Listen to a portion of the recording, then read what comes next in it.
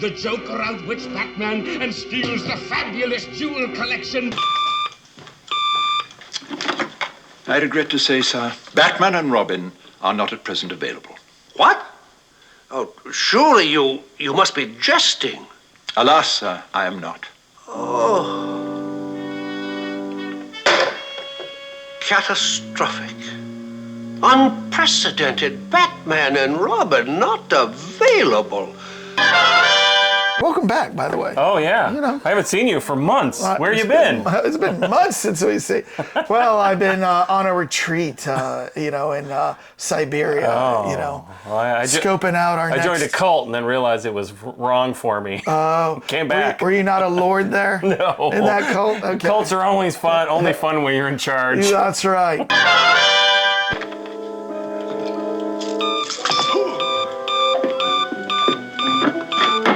Yes? Barney, call Shandell in his dressing room at Gotham Town Hall. Tell him the dynamic duo is back in action. Yes, sir.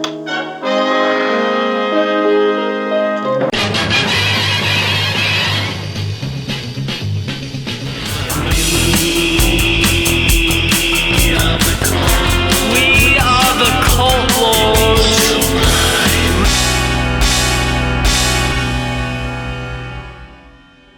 Welcome back in, Cult Lords fans. Hello! Oh boy, it's been a while. We've actually taken a 4-month hiatus from filming. I had to dust off my clothes. Yeah, all summer long we put out kind of retread stuff. We filmed a bunch of stuff like in June, put it out throughout the summer, but man, we were running dry on some content. So It was like, I need some content! Yeah.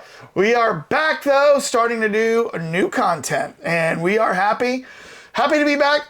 Hope you're happy that we're back. So Kicking it off with a big one. if you are new to the channel, make sure you hit subscribe and like.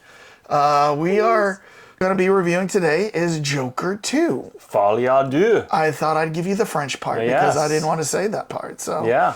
So Joker 2. Do you know what that means, obviously? Folie à deux. The second folly. What? Means madness of two. Madness means when of two two. people have the same craziness. Oh, and that would be sufficient. Yes, it would work. That would work. Okay.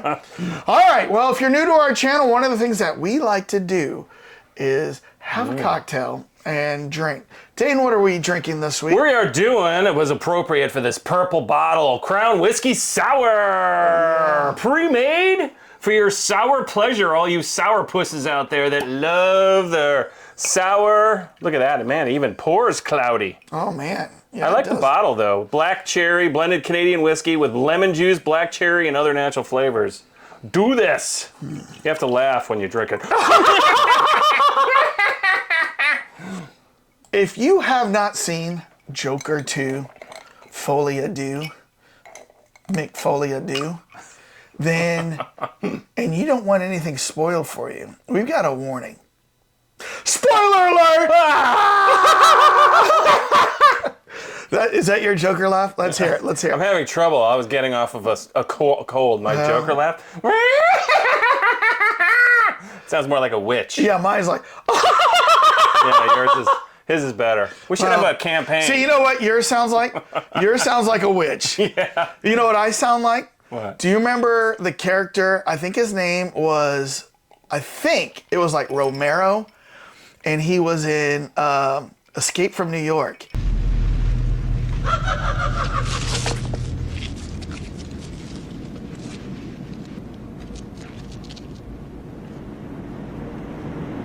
You touch me, he dies. If you're not in the air in 30 seconds, he dies. If you come back in, he dies. Let's go. Let's go.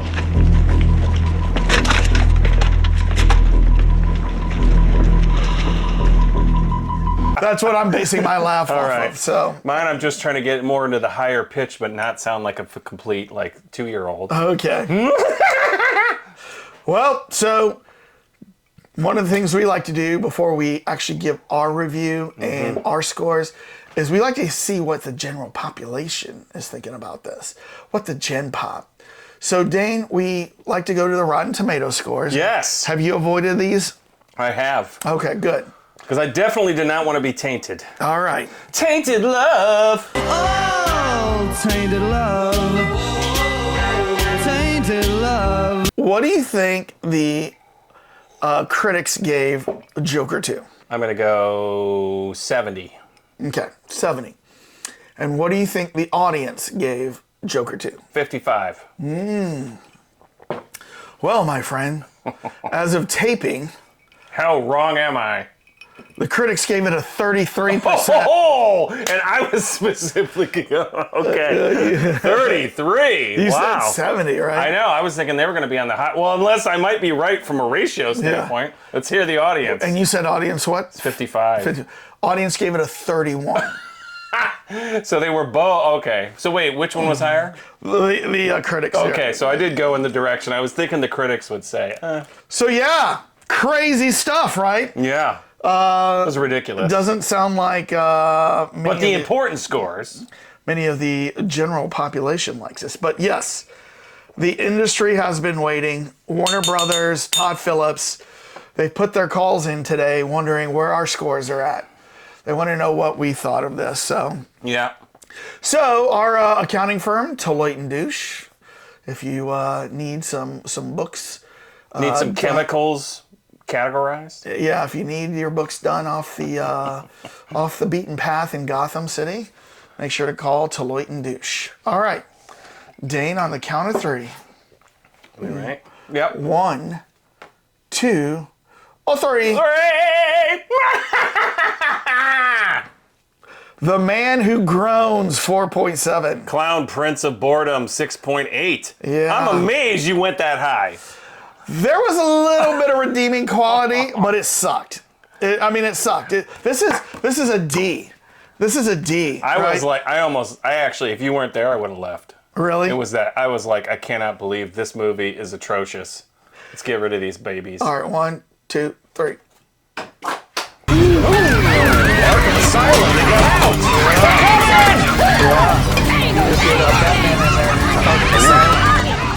All right, so I thought it sucked. There were a couple redeeming qualities that I thought was interesting. Like things that oh, that's interesting.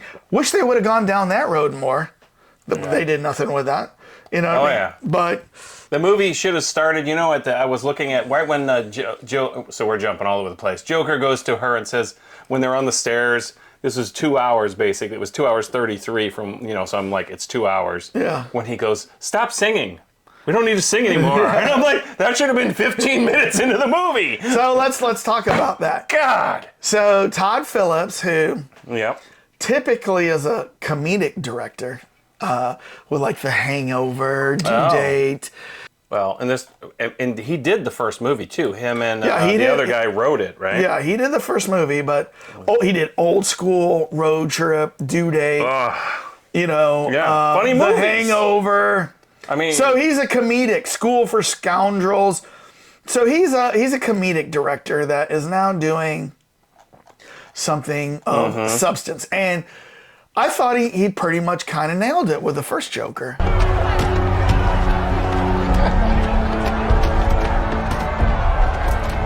I mean, it was a movie nobody asked for, but still came out and pleased the crowds with what it was. and it was like, and what was unique about that was it had such a different view of the Joker in the sense that it was much more based on reality and how his, origin story came about. And and you really kind of felt super compelled to wow, this is really a real character. I mean, almost scary in that sense.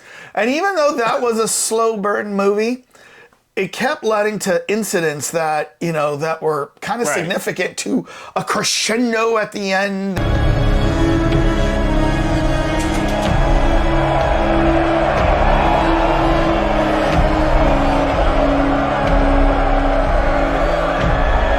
That, was kind of satisfying. And then a lot of intrigue as far as okay, so he was, that whole relationship he had with his neighbor, that was all made up in his head. I'll have to go back and watch that again, knowing that now, right? And so a lot of intrigue, right? So this one, man, talk about also a slow burn. But let's talk about the fact that, Todd Phillips, who I just praised a little bit with the first Joker, and being a comedic director, he decides to go a little different and make this a musical.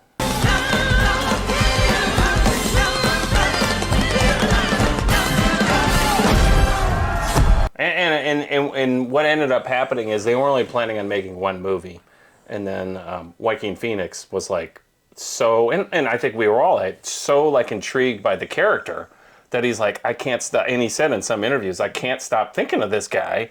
We need to do something else. So then he got with Todd Phillips, and then they're like, well, you know what? Why don't we got to do something that's not typical? Let's do what they classify now as a jukebox musical. And so then they went to, and then Phillips is a Lady Gaga fan, and then they got her signed up. Well, here's the thing: like, oh my God, Lady Gaga. I've seen her like in some things where she acted like American Horror Story. Oh, she was in those stuff? Oh, yeah, she was in one season of that. But she can act if she is given a good script. And you could see she can act here. But I don't like the kind of rewrite of the whole Harley Quinn, or as they called her here, Lee Quinn. Yeah. What do you got? Got your kitty. So thoughtful. She thought she was curing him, but she was falling in love. There is something you could do for me, Doctor. Anything. I mean, yeah. I need a machine gun. I don't like the origin of this one, you know, because what was so fascinating in the comic books is she was a normal person. She was a psychiatrist trying to help the Joker. And the Joker manipulated her so much that she started becoming crazy. Here, she starts off being in the crazy bed already. And the stupid thing about it is they could have easily just went that way with it. Yeah. I mean, they were like, no, we can't. You know, it was almost like that was the biggest problem I think with Todd Phillips and the other writer was that no, we can't be the typical thing. We got to go in a different direction. She can't be the same psychologist. Like, why not? Right. You're right there, sitting in an insane asylum. You've got all these doctors. Yeah. Just make her that. I mean, it was like, why didn't they go in that direction? It like, oh, we got to make her because she's in love with the Joker. Right. But see, that's the thing is, you know, her origin is the Joker manipulated her so much that she started falling in love. She started having empathy, started falling in love, started wanting to do anything for him. It became crazy herself. You know what I mean? And that would have been an interesting add-on to this. And this one went the other way. She manipulated the Joker. Yeah. Which kind of destroys the entire character. I mean, you know, towards the end when I realized the Joker was not going to be the true mastermind, insane criminal that he's always been portrayed as, I was like starting to really get disappointed, you know? Yeah, I agree. I mean, because they so well set that up in the first movie. Yeah. It was like, wow, okay, now I know how crazy he is. Yeah, and how a mastermind like that could actually in reality come into being. It was like beautiful the way that they did that. And this one, it was like, really? The entire movie's in a prison? Yeah. Him being beaten and sad and asking for cigarettes and everyone's saying, give me a joke, dude. Yeah. It's like that should have been 10 minutes of the movie. Yeah, the first 10, 15 minutes. That was so wasted. Yeah, because then I wanted to see him get out and actually become the criminal clown prince, right? Where he is a total nemesis to Gotham City. Right? And, you know, when you watch like the old campy Adam West Batmans, the Joker always has these henchmen, right? That are always, what do you want now, Joker? What do you want now?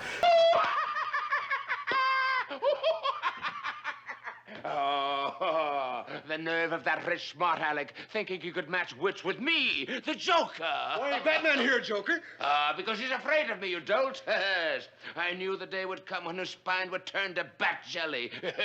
I'm only sorry he isn't here to enjoy a special surprise I cooked up for him. Yes. Well, they teed it up because Joker could have had so many people to follow him, like a cult leader. His followers still commit acts of violence in his name. This is just the beginning. They're gonna burn the whole city down. I mean, I never really thought about that until, you know, now that you said it in those terms, but I mean, it's so easily explained. Yeah, he was the cult leader of this massive, like, nihilistic crowd that was willing to destroy everything. Everything, yeah. and would follow him Right. like he was Jim Jones, drinking the Kool-Aid, Yeah. And but they didn't go that route, I mean, and they set it up where the bomb goes off in the courtroom, and he's in court, and he's being, like basically, there's so much there to unpack, but anyways, the bomb goes off. Well, you think, oh, this set this up. Yeah. So he's running. Right. Let's go. He meets followers. It's like you think, oh, they're finally gonna go in that direction. And then he's like, I can't do this. I'm knocked out. Oh, let me ride in the back. I mean, because such a passive character. Well, but then he's in the back of that car, and he's looking around. And he's like, I can't do this. And he opens up the car, and he goes out because he doesn't want to be with these guys. I can't do this. And he meets up with Harley on the stairs.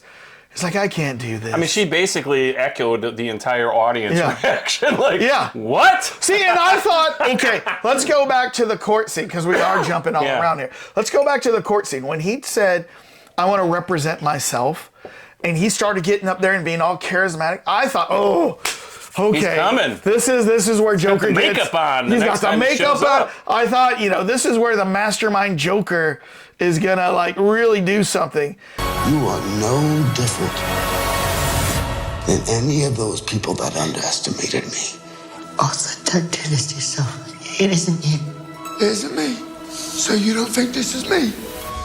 Well, maybe you don't know who I really was. And once his friend comes in, the little guy, and he sees him, and he's like, I was always nice to you. Joseph Puddle? Or Dave? I can't. George Puddle. And once I was always nice to you, and the guy's still afraid of him. And that just kind of totally defeated him right there. That was the end of Joker, Yeah. I mean, I agree. I mean, it was kind of like...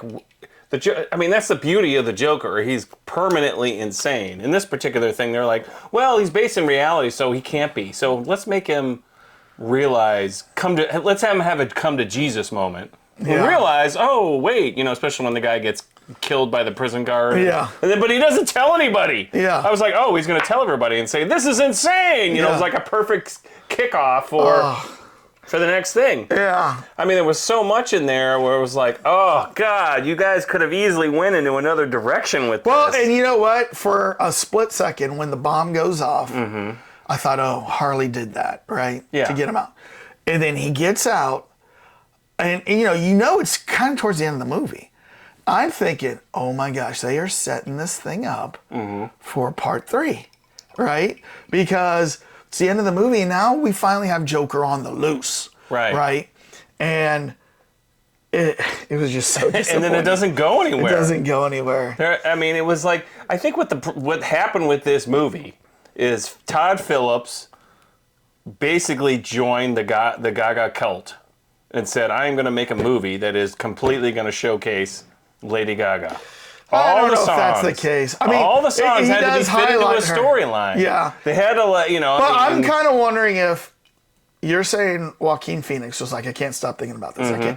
But I wonder if he went to Todd Phillips and says, we got to make another movie, but this is the last one I want to do, right? So it's got to end here. And so they're like, okay, we'll kill the Joker off at the end, right? Which I thought, I didn't believe that. And then I've been doing some reason. I'm like, the people are like, generally, he's dead. And I'm like, so we're at the very last 1 minute of the movie. He's been stabbed multiple times by one of the other prisoners in the place who basically was disappointed that he didn't embrace the Joker. Right. And everybody was then you see him doing the audience was disappointed. I know, we're all like, please do that to us. Yeah. We're all like pissed. And but I was incredulous that really they just killed him? The Joker doesn't transfer to somebody else's body. Yeah. And then he does the Glasgow smile. Like, you ever heard that before? Yeah. Yeah. So then you see the prisoner guy cutting his in the background. And laughing radically like the Joker would laugh. Really? That's the new thing? He's the new Joker. He's going to, this is a thing with the Joker now? He just transfers to another body or whatever? And it's like, no! Yeah. Joker never does that. Yeah. He dies in The Dark Knight Returns.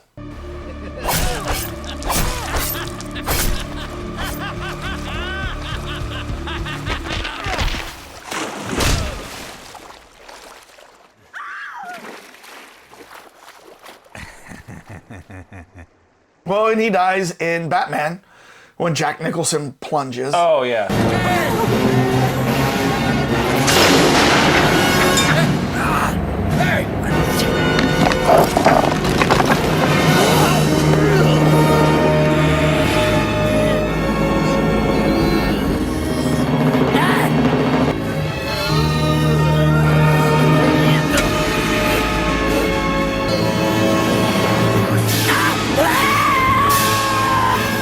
It's not like we've never seen the Joker die, but that was very disappointing. And let me ask you Not this. this stupidly, let's put it that way. let me ask this. How many people out there wanted this to somehow translate to one showdown with the Batman? Somehow. Some way. You know, in the first one, they showed him My hands with up. a young Bruce Wayne. And so what would have been amazing is if this was, you know, that Bruce Wayne was probably 10 at the time. 10, 11. What would have been amazing if this was like 12 years later and he's in prison. But he breaks out. Yeah. And a young Bruce Wayne Batman, his very first role as the Batman is he wants that Joker back in prison, right? Yep. So, I agree. I mean, I knew they weren't going to go all out with the Batman, right? But it would have been interesting to see.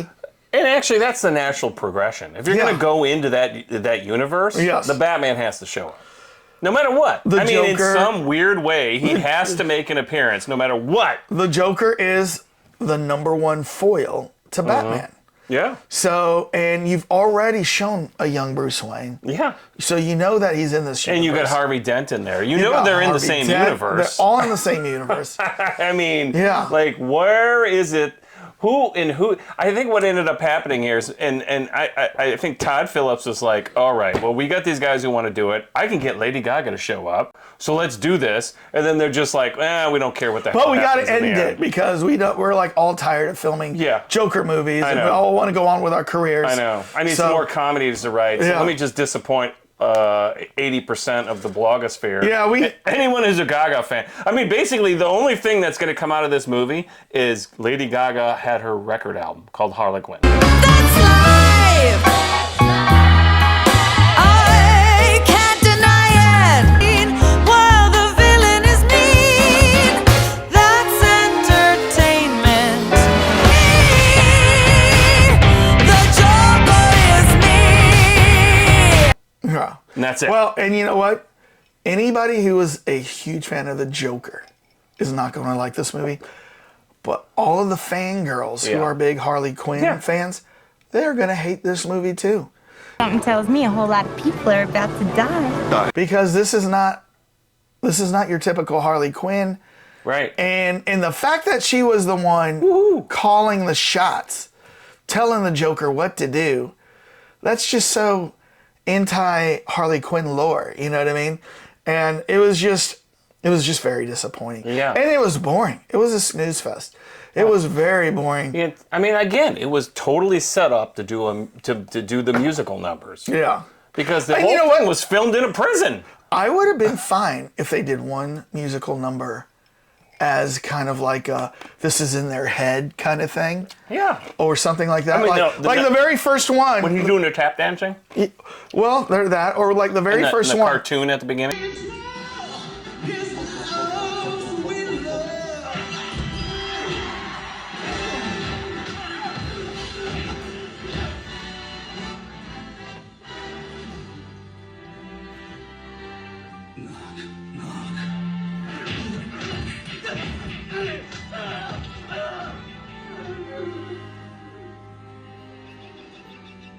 That was kind of cool. That actually. was cool. I love the way it started. Yeah, that was really mean, cool how it started. I was like, oh my God, I could watch remakes of Looney Tunes like so easily. That was like, I mean, the movie had like elements of brilliance, and then it was like brilliant, and then dive bomb into the pooper. Yep. Well, but so what I was going to say. Harley Quinn, yeah. Yeah, what I was going to say with I don't even know where I was going with this now. What was I going to say? The dancing Oh, numbers. yeah. No, the very first musical number was the Joker singing in the TV room. And like you're watching this and you're like, wow, like even the guards are kind of like, you know, doing this. Yeah. And then boom, he's standing right back at the TV and you realize, oh, that was all in his head. He didn't really do that, right? So if you wanted to do that musical number and then that was it, I'm fine. But you know what? You want to use Harley Quinn or you want to use Lady Gaga. Yeah. So have that one musical where they were dressed up, you know, dancing on Full stage. costume, With, yeah. Okay, have that one number like in their head. And then boom, that's it. But it kept going on and on. I mean, there was like at least like 5 or 6 Again, it was so musicals. Lady Gaga got an album out of it. Yeah. I mean, and in fact, I wouldn't be surprised if that was part of the agreement. Okay, you'll be in the movie. I heard you got like $15 million to be in the movie. You'll be in the movie, and you get a full album, so you can just base, you know. And it was all. I had to look this up. This was classified as a jukebox musical. Which means it's playing known songs. It's not songs that were written specifically for the thing. So, you know. So I was just curious. When I came in, I was trying to figure out, because you put up the studio. I'm like, why did you put Prince in the middle as opposed to the Batman? And I was like, oh, Prince played the music for Batman in the very first Batman, right? Oh, hey, the new king in town. Well, there was that, and also music. This movie was much more a musical than an actual Batman movie. Okay. You know, I thought you were like referencing, like, you know, Prince put out a whole Batman album. You know, I mean, there's that too. But yeah, I mean, I was more making a point here that you see what's going on: Psycho, and then Batman on both sides, and then Prince in the middle, and then not to say that Prince is involved in this particular movie and but this movie was really a musical. Yeah. And I know in Purple Rain there was a lot of musical numbers, but they set it up more like he's playing in a stage or in a band. You know, it wasn't like he just broke out in song somewhere. Right. And this one was like, you know, you're looking at like that would be, Saturday Night Fever. That would be Under the Cherry Moon. I've been to Miami, baby. I have. Garçon, you forgot one. There's nothing in Miami but people who weren't born there and drugs. That's right, Under the Cherry Moon. Yeah. It would be much, we didn't have that poster. Yeah. So, but I mean, you know, there's stuff like, you got like Rock Around the Clock, An American in Paris, Singing in the Rain, Rock, Rock, Rock, Rock Around the, you know, I mean, it was just like, God, it went way too far. Yeah. I mean, it just ruined the movie. It ruined the entire, I mean, everything that they built up in that first movie, because it was such a powerful movie. That was the highest grossing movie. Yeah. Rated R. Rated R of all time until Deadpool and Wolverine. Okay. So that one set the bar. And then to completely destroy it by being a complete idiot. You're getting the bell. Todd Phillips! Shame. Shame. Shame. Shame. All right. So, well, there you have it, folks. What did you think? What did you think of Joker 2? Were you a big fan of it? Did you like how it ended? Do you like the musical numbers in it? Did you like Harley Quinn's character? Did not live up to the original origin. The Joker, the Killing Joke. The Killing Joke. Yeah. That was a lot of the original one. Yeah. So let us know what you thought of it down in the comments. We always like to read what people have to say. And then make sure to hit subscribe and like if you like this type of movie reviews, trailer reactions, shorts. Yeah. Watch some of our shorts. Please put some of our time into that. Share them. Yeah. All right. Well, Dane, how do you want to get us out of here? Peace out, everybody.